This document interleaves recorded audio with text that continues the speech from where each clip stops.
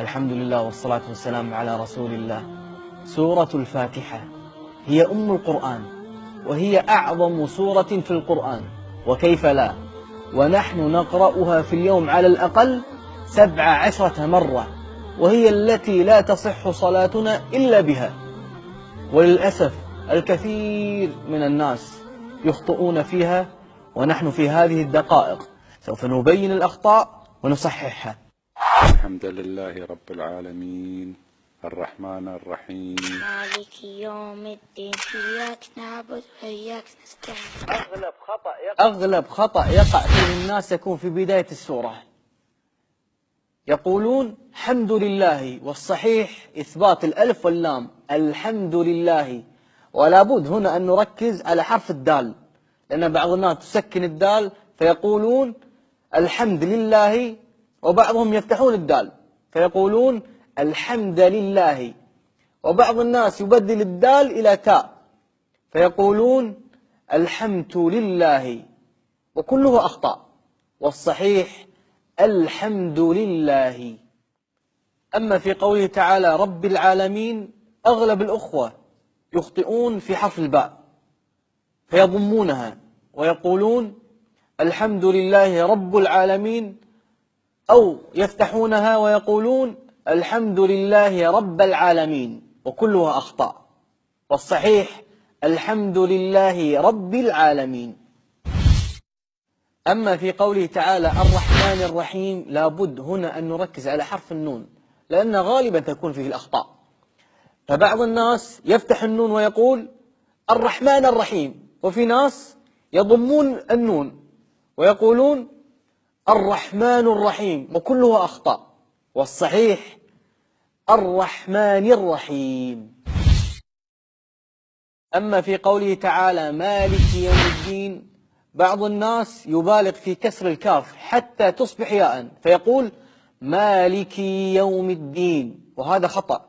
وبعض الناس يسكن الكاف فيقول مالك يوم الدين، وهذا أيضا خطأ. وبعض الناس يقول مالك يوم الدين فيضم الميم، وهذا خطأ. وبعضهم يقول مالك يوم الدين، وأيضا خطأ، والصحيح مالك يوم الدين. أما في قوله تعالى إياك نعبد وإياك نستعين، بعض الناس يحذف تشديد الياء فيقول إياك نعبد وإياك نستعين، وهذا خطأ. وبعض الناس يسكن الكاف فيقول إياك نعبد وإياك نستعين، وهذا أيضا خطأ، والصحيح إياك نعبد وإياك نستعين. وبعض الناس يكسر الباء فيقول إياك نعبد وإياك نستعين، وهذا خطأ. وبعضهم يسكن الدال فيقول إياك نعبد وإياك نستعين، وهذا خطأ أيضا، والصحيح إياك نعبد وإياك نستعين.